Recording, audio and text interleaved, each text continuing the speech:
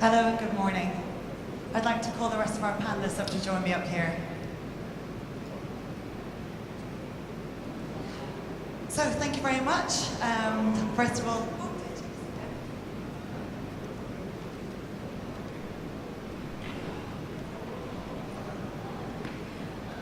super.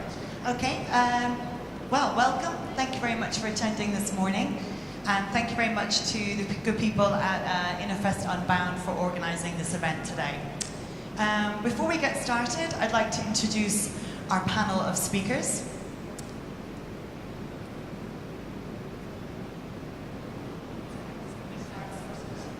All the technology in the world, and I still use pen and paper.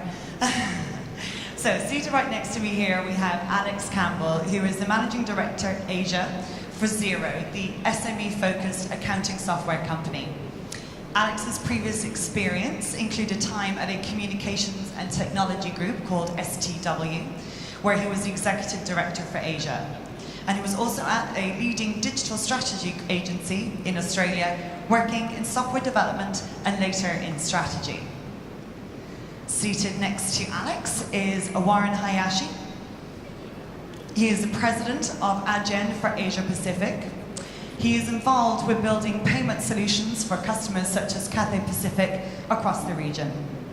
Prior to Adyen, Warren was head of core payments for PayPal in Asia Pacific and has worked in some of the big four consulting firms. Next up is Seunghyun, who needs very little introduction for anyone who lives in Singapore and is involved in financial technology. He is the CEO of Lattice 80, the world's largest fintech hub, and chairman of Marvelstone Group. Marvelstone are a private investment group with interests across technology, media, and energy, among others. Over the course of his investment career, Joe has held various senior leadership positions as CEO of Yosma Ventures, based out of Korea, to co-founding a hedge fund and asset management company. Lastly, at the end of our panel here, we have Thomas Kang, who is head of global outreach at M-DAQ, a platform that facilitates multi-currency conversions for cross-border transactions. Originally an environmental engineer, he has spent the past 15 years across institutional banking and corporate treasury. Thomas's role at M-DAQ involves leading worldwide business development, and he holds an MBA from Yale. So I'd like to welcome our panelists here this morning.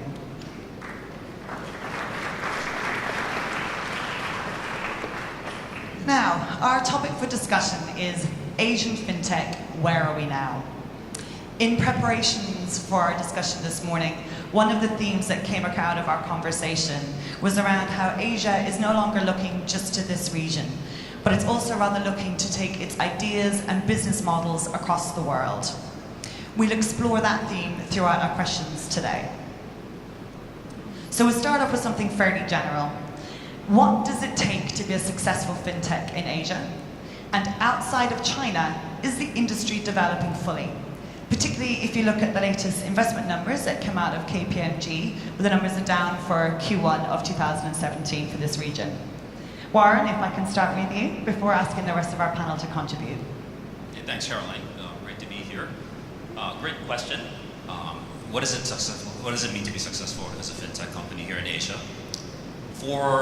And I'll speak in terms of the Adyen experience. We're in payments, so a specific sliver within the fintech ecosystem.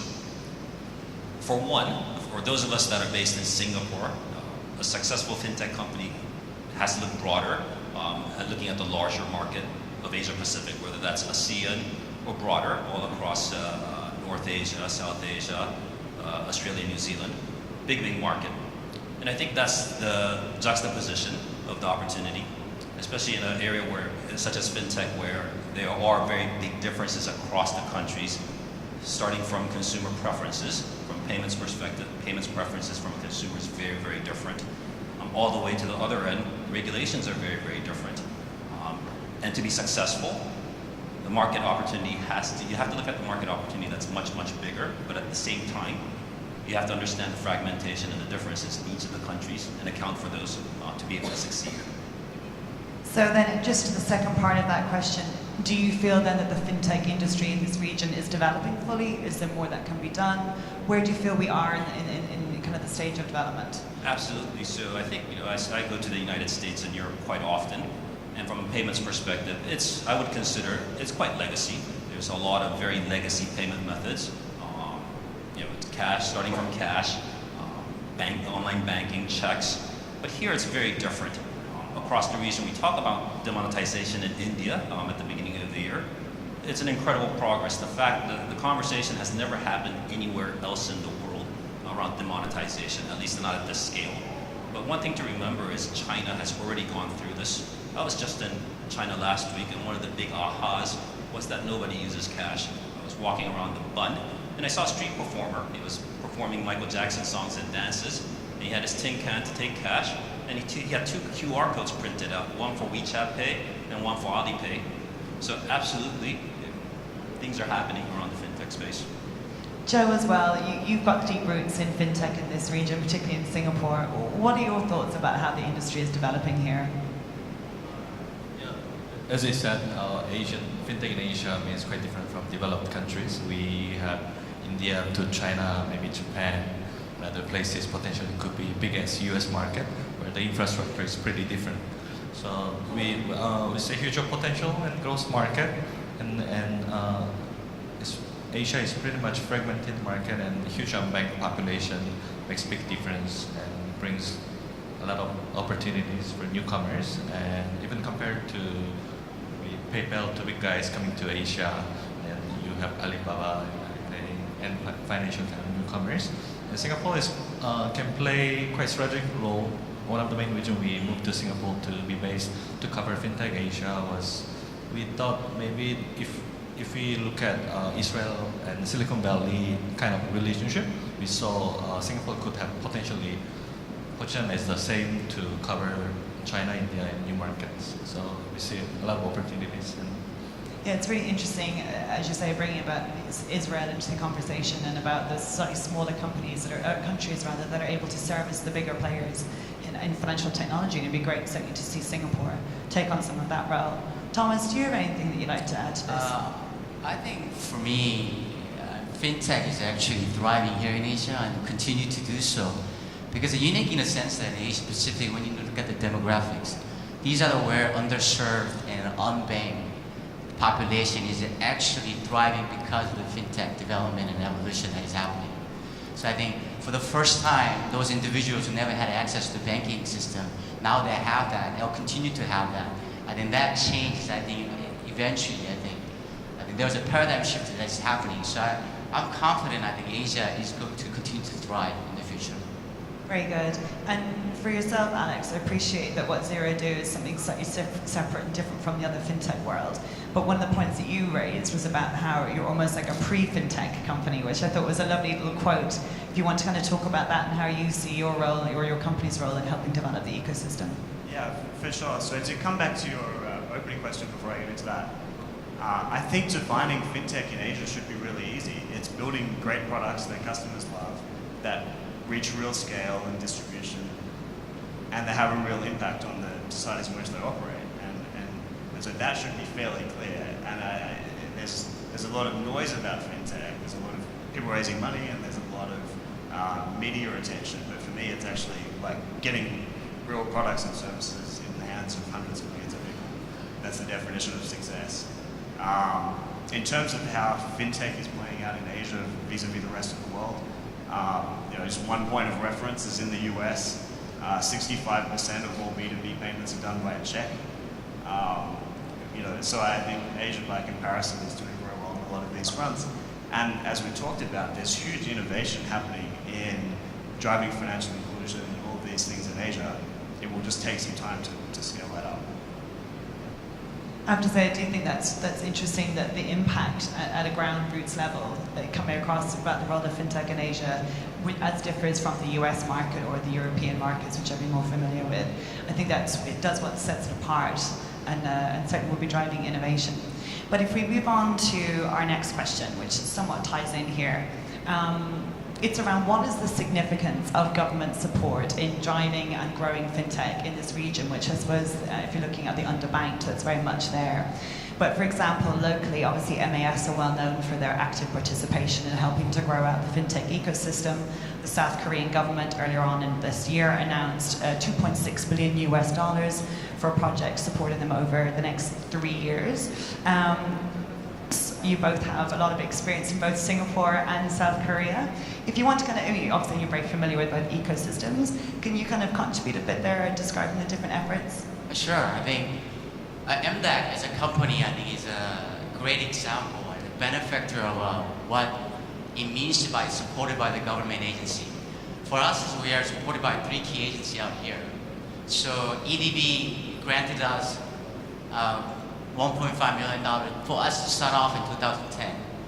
And IE Singapore, along with the Association of Small and Medium Enterprises, is taking us out for next week, for example. We're going to London to do a retail business expo, technology expo. And under the umbrella of the Singapore government, we get to pitch our product to the multinational companies in the UK and Europe. And then MAS, they granted us international remittance license last month, and also gave us a second prize award in our first inaugural FinTech Festival. So having that support, it provides a company like us and M-DAQ an instant legitimacy and credibility when they stand in front of the multinational companies. So that makes a tremendous difference for us to go out and compare us to the other startup companies that you've seen in different, I think, countries. And how about you, Joe? Your role is somewhat slightly different, but you would obviously interact a lot with different government agencies, both in Singapore and outside, but within the Asia-Pacific region. What's your experience been in terms of government support?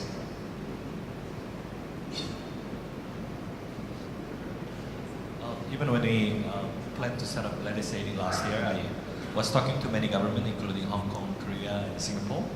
And Korea is one of the very interesting, unique country where government is putting $1 billion annual budget to boost fintech, and the regulator and everyone is quite aggressive to boost the industry. So locally, domestic market support and funding into local startups are quite easy, so easier to start, and 99% of venture capital are seeded by government. So Korean venture capital scene is quite interesting, and fintech was one of the special sector, especially previous government was trying to boost.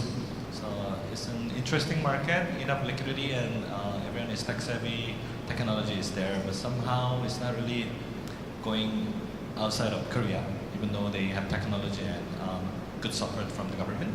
And when I talked to Singapore government, budget-wise, when they set up 225 million, the absolute amount is not really big, and we didn't really look for extra grant. But I really liked it because they understand market much better. And if we compare to Korea, maybe same position, regulator at the same position, might be 10 years younger than guys in Korea. I mean, for me, again, we're not quite sure at this point which model is going to work out better. Only history will tell us that. But a slightly difference in model in Korea is that fintech innovation happened in Korea, but fintech accelerators, which is housed under the really large retail banks. And so they'll continue to fund fintech, but it has to be housed within a large bank. So I'm at this point, again, I could be wrong. In the future, I don't know how much innovation will come out if you're going to be under the umbrella of a big retail bank. So I think that's a slight difference. In the future, will tell. So we've talked a lot about the role of the government in funding fintech startups and providing the right environment for them. But as you just mentioned, the role of the regulators, the role of the banks is still critical in the ecosystem, and the role of the regulators in enabling the banks to drive fintech themselves or in partnership with fintech companies is incredibly important. I'd say Singapore has been really successful at that. You can see the amount of activity that they have and the amount of partnerships that they've got going on. Yeah, it all helps and contributes and drives it forward. Actually, Alex, my next question is actually for you, and kind of ties in again about how fintech has been described as an accelerant to a local economy, particularly in its participation in these partnerships, as we've mentioned. For Xero, obviously your client base is mostly SME focused, which is a significant feature of many Asian economies, particularly developing economies. From your experience then, do you see fintech as this accelerant or having this accelerant effect on an economy? And then afterwards we'll ask the rest of the panel for their thoughts. Absolutely. So I like the term before, Xero is probably pre-fintech, but we play a big role in the fintech ecosystem for SMEs. So Xero's mission is really to accelerate SMEs' growth. And the way we do that is by giving them beautiful cloud-based accounting software that they can run their business on. And once their accounting software, their financial management's in the cloud, we can connect that into payment systems, into banks, and drive all of these fintech outcomes. So yes, we see that as a huge accelerant, and that's really our role in the ecosystem. But what we see is, I think there was this first wave of fintech, which was kind of a lot of startups thinking that they were going to disrupt the banks. And in some cases, like payments, that's worked quite well. And in other cases, they haven't been able to reach the scale of critical mass distribution. And it's turned out that the banks have real assets like a brand, distribution, balance sheet, big customer base. And so I think the second wave of fintech is more about collaboration. And that's really what we've been doing along with the banks, all along. So partnering with DBS, UOB, CIMB in Malaysia, HSBC around the region, and banks around the world to connect banks into small businesses to accelerate their growth. And how about for the rest of you? What's your experience been of fintech as an accelerant? Warren, you have the microphone ready to go. So absolutely. So we power payments for some of the largest consumer apps in the world. So think about when you take a Grab in the morning and pay with Grab Wallet now, or you go onto Netflix and subscriptions through Netflix to watch movies or TV shows or listen to Spotify. These are seamless payments experiences that have come up that enable businesses to come up with new business models. So it's stimulating the economy through new business models. So that's one. But even for any customer that comes to us and processes the transactions through the Adyen platform, we're seeing that on average, they're seeing a 1 percentage point increase in successful transactions, meaning 1 percentage point increase in revenues. So sorry, can you just make that point again? 1 percentage point increase in successful transactions running through the Adyen platform, meaning 1 percentage point increase in really customer retention, in revenues for the company. So even for any, we would consider traditional companies, there's an efficiency play here. So there's one side where it's enabling new business models and new entrepreneurs, and there's the other side of being able to make traditional transactions more efficient. Yeah, I was just saying that double-edged sword, but both sides need to come out looking well. Joe, do you have any thoughts on the subject of fintech as an accelerant? No, you're all good. Poor Joe's not feeling very well today, I'm afraid, ladies and gentlemen. How about you, Thomas? How about you? We have a very simple vision, right? We want to create a world without currency borders. So for us, I think especially in Asia too, in an up-and-coming cross-border e-commerce, B2C, B2B, requires cross-border, which again requires foreign currency exposure. That for us, we be able to enable those, whoever wants to start B2C, B2B platform and marketplaces, we're going to be able to empower them and enable them. So as a fintech, able to solve their foreign currency exposure, so again, empower them to actually go out instead of staying in domestic market. You set me up rather nicely for my next question there, Thomas. Thank you. So if we're going to talk about Asian fintech, obviously we have to talk about e-wallets. Paytm in India broke 200 million at the end of February, I think it was, and over 2 million outlets accept Alipay as their in-house payment platform in China. So, described as the holy grail, the next major step is to make these domestic wallets interoperable across markets. Thomas, I know you're itching. So how do you envision such international frameworks? How do you see it working, and what kind of time frame are we looking at here? Clearly today, there's a fierce battle going on in each country to become the domestic and dominant domestic e-wallet. Other than China, which Alipay and WeChat dominates about close to 90% of the market share, outside of China, when you look at Asia Pacific, there's no single dominant wallet in this country. Right now, Paytm, and last year and a half, I think is emerging as a top contender, but still they have a lot to battle to play out. In Singapore, Grab decided right now, launched a few months ago, Grab Pay, wants to become a dominant. We know that we have way too many e-wallets out here. We got PayLove, we got Dash, now we got Grab Pay. Same thing with now Gojek is launching a GoPay in Indonesia, along with the other wallets out there. But eventually, when the China is what is telling us, give us as a history, that there'll be one or two survivals and a big contender dominant wallets. And after that, I think to me the next logical step is that those dominant wallets and domestic base needs to be interoperable with the other domestic wallet for them to go cross-border. So as an Alipay user, I like to come to Singapore, actually connect and able to pay every merchant that is connected to, let's just say, PayLaw. And same thing, I like to pay TM users, and when they travel to China, they should be access to all the Alipay merchants and able to use it. And to me, this is a very logical step, and that's why I think, again, that's where we play the game, and that's why we see the next need to be in, and there's a tremendous need there in the market. And tell me just on that, I mean, I imagine there's regulatory roadblocks, there's technology roadblocks with that, but do you see Asia as, obviously, I mean, there's a huge penetration of e-wallets in this region. Do you see Asia then as the world leader and kind of being the flag bearer for this kind of interoperability? Yeah, so I think I'm going to go back to what we said in the beginning. I think in US, and most of us in Singapore, we continue to carry credit cards, so we really don't need interoperability of an e-wallet, actually. But again, these are the market, again, unique in a sense that there's an underserved, unbanked population is big enough and sufficient enough that actually interoperability won't make sense in this country. I mean, this part of the region. Very good. Warren, do you have something to contribute? In practice, it's already happening in Asia. When you go to other parts of the world, US has PayPal, Europe has PayPal, but there's very few local wallets or even discussions about local wallets, maybe with Kiwi being the big exception in Russia. But in every country here in Asia Pacific, or a lot of, especially here in Southeast Asia, there's talks about a local wallet trying to become the next the Alipay or the PayPal or the WeChat Pay of the world. So in practice, it's already happening.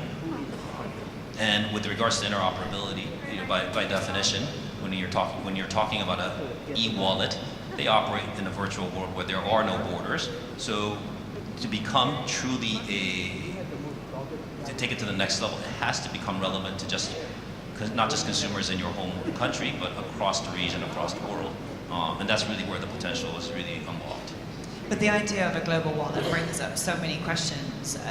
From my own background in banking, what about the regulatory stuff? I mean, are you going to have, how many currencies are going to be on this global wallet platform? Are you going to try and bring out a global currency, a regional currency? I mean, there's a lot of kind of questions yet to be answered on that. Absolutely, and I think that's why everyone here is in the room, because the wallet itself doesn't have to solve all the problems. There's companies in this room that are solving the multi-currency problem.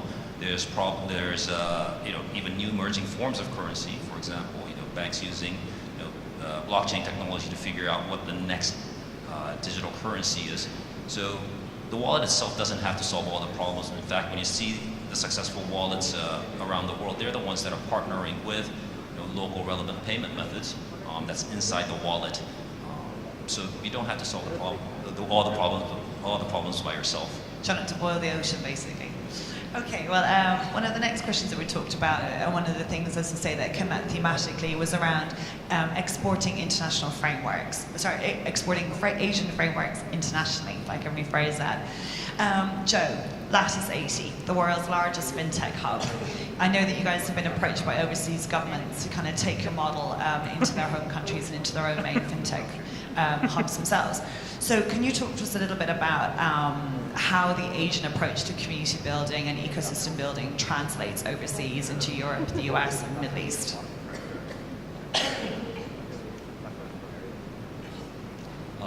Since we launched Lattice 80, it has been only 6 months. We launched last November, and last 6 months has been quite amazing. We really underestimated the opportunity and the market in fintech in Singapore and Asia, and demand from overseas outside of Asia. So when we looked at Asian market and Singapore market, one example was we saw maybe 300 to 400 registered fintech companies in Singapore, and we can host we took 30 over 1,000 square feet, so we can host about more than 400 desks. So maybe if you're lucky, our assumption was maybe we can hit 70% occupancy in 1 year. If we work hard, that was our assumption. and it really took 2 months, 3 months to hit 100% occupancy, and we had pretty long waiting list, and operationally we are not really ready to follow up, and it's a happy problem. And another amazing part was within 2 weeks since we launched, 12 countries contacted us and visited us, and one of them was India government, Andhra Pradesh government, and Vizag through MAS. So it started from Asia, and they had very similar vision. So governor comes to legislate, they like the environment, and they had very simple request. I want this over there. Now we have pretty much standard package for government to come in. Our mandate is we're here to help Asian fintech startups to go global from Singapore, and we are helping, maybe if they're coming from Europe, we want to help them to come to Asia through Singapore. So that kind of speaks back to our theme earlier on about taking Asian fintech to the rest of the world. The initiatives like Lattice 80 are very much all about that and facilitating that. It's a fascinating turn. One of the main homework for us was finding right fintech story for Asia and Singapore. Because the environment is different and the culture is different. After spending some time, we see there are many markets trying to bring Singapore business development model. They just like Singapore economic development model. So recently we are getting a lot of calls from Middle East. They're one of the best example. They really like how Singapore developed economy, and Singapore government and MAS has, I think, last 1 year they didn't really take long to build and getting awareness of fintech and build ecosystem. And we internally see maybe Singapore is 6 months ahead of Hong Kong. Yeah, I think that's actually something as well that you can kind of see coming across. It does seem as though the Asian economies, particularly Singapore, Hong Kong and so forth, have been first out of the gate kind of internationally outside of London perhaps. Yeah. They're just galloping ahead with their expansion plans, and they really have seemed to have got the vision. And it just seems as though the rest of the world is trying to play catch up, which is lovely because we're all living in Asia Pacific, so that's terrific. Okay, so speaking of Asia Pacific, again, one of the big beasts of the Asian fintech world is Ant Financial. And there was a report in the Financial Times earlier on last week, which now has Ant Financial as owning the largest money market fund in the world at $165.6 billion. This is larger than the JPM US government money market fund. All of that comes from leftover cash sitting in Alipay wallets that they have scooped up together and put out into the markets.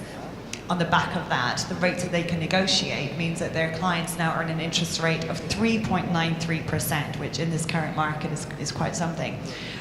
What we're seeing in China then is that consumers are taking money out of their bank accounts and putting them straight into their Alipay wallets to take advantage of this opportunity.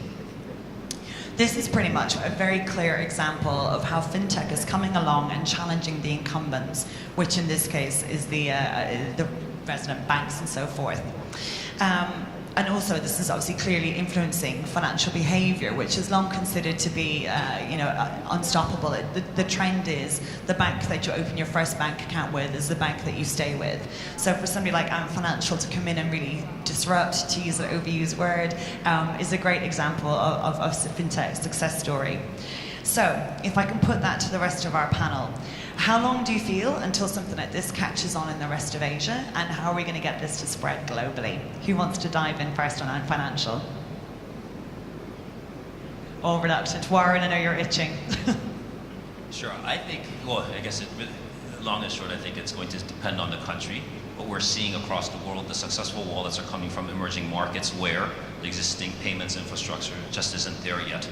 Credit cards, debit cards, or even bank accounts are maybe very inaccessible for a large number of folks in China and India, hence the rise of the digital wallets. In very first world countries, very advanced countries, at least from a payments perspective, it's quite well served. Japan, Australia, Singapore, access to credit cards and debit cards, really not a big problem. In fact, places like Australia, is there really a big payments problem to solve where 80% of card payments at the point of sale is already contactless? I mean, that's a statistic that's far advanced compared to anywhere else in the world. So I think it will happen, especially where people don't wake up in the morning saying, I want to use my wallet. People wake up in the morning saying, I want to make sure that my money is earning the best interest rate, best returns, as the success of Alipay or WeChat Pay, where people will say, hey, I'm already communicating with all my peers on WeChat. And by the way, the app's already open, so I'm going to use that as a payment mechanism when I go to the nearby coffee shop. So in places where there's a need for payment instruments outside of traditional channels like credit cards and banks, and when there's a use case beyond payments, social, and also just earning a return on money, I think that's where the convergence of wallets and the usage becomes really, really strong. Just on that same point, Thomas, if you look at the size now of the likes of Alipay, it's effectively a massive player in the banking industry. And I think one of the backlash points from the GFC back in 2008 was that consumers and individuals were just sick of what they viewed as behemoths that were just coming in and taking all of their money. It looks like Ant Financial are kind of stepping into that role. How long is it going to take before fintech becomes the new incumbent and before they also face that kind of a consumer backlash? Okay, I think you just threw out a great business idea, right? I think I'm new to Singapore, but I was told by Singaporean colleagues there's a POSB. Even your 3-year-old, 80-year-old, everybody has an account of POSB here. So they're either $10 sitting there or $1,000 sitting there, been sitting there for 10 years, 20 years perhaps. And so if somebody be able to digitize that and able to give interest slightly more than what they're willing to give out, right there and then they should be able to put that in an e-wallet, right? And so for me, when it comes, we talked about e-wallet, and then some of the e-wallet that it's been introduced to the market, its adoption rate is so low because it only does is your form changing. It's just a different method of repayment. That will never revolutionize people to use the e-wallet.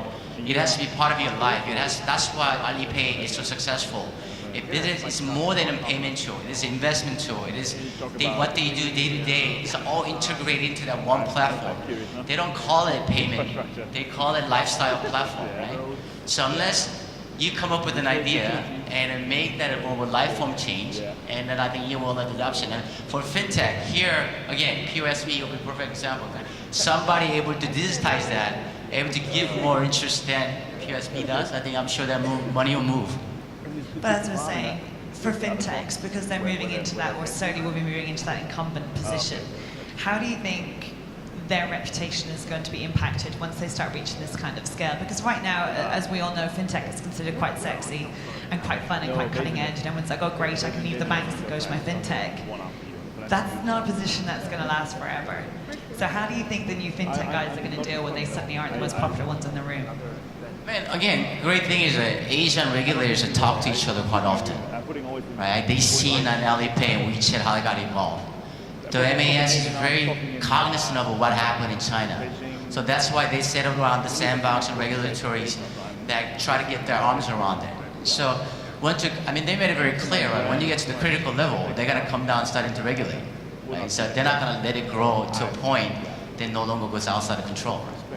So I think kind of on that, feeding back to like your customer base as SMEs, I suppose once we kind of feel that the regulator is stepping in and expanding its role, then perhaps they can have more confidence in using the fintech services and are less concerned about it, as you say, what happened in China happening here or anywhere else in the region.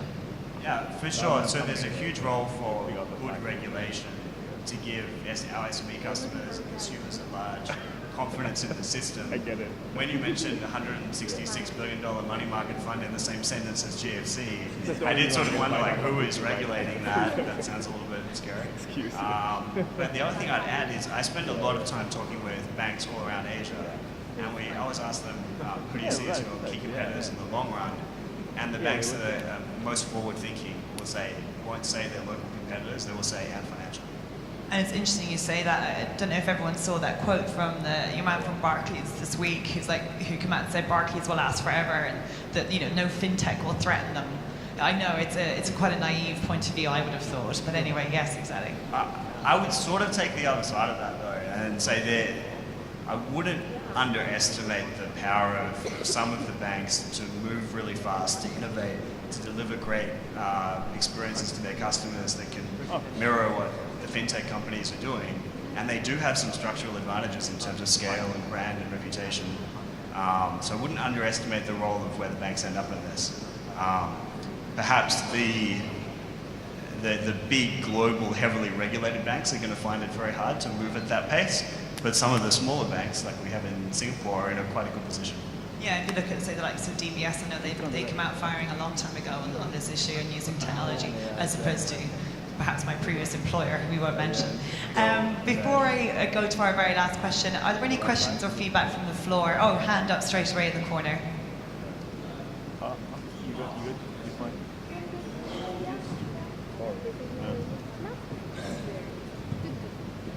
Right, two parts of the question. Who owns the elephant in the room? Security. Is it the regulator or is it the fintech guys?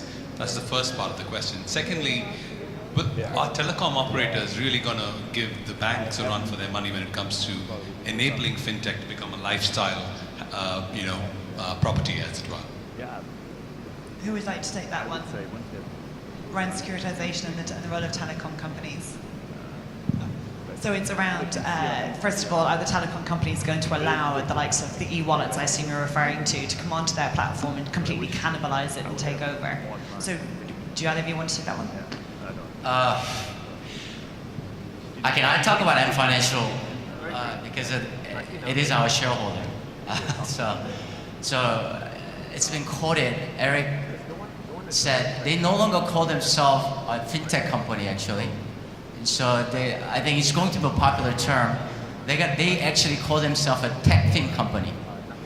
A lot of people kind of laugh at it, but what they're saying is that fintech, it improves the current financial services and product, leveraging the latest technology.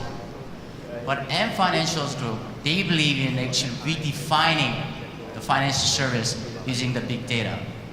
So if the bank don't get it now, I don't think there's nothing.